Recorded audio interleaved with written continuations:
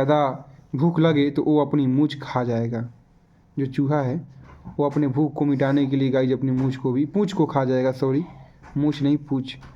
और आपको जानकर हैरानी होगी कि डायनासोर जो हैं पहले शार्क ने धरती पर जन्म लिया था, और डायनासोर से भी पहले शार्क का इस धरती पे जन्म हुआ है। और शार्क एक ऐसा जीव है जिसे कभी कैंसर नहीं होता।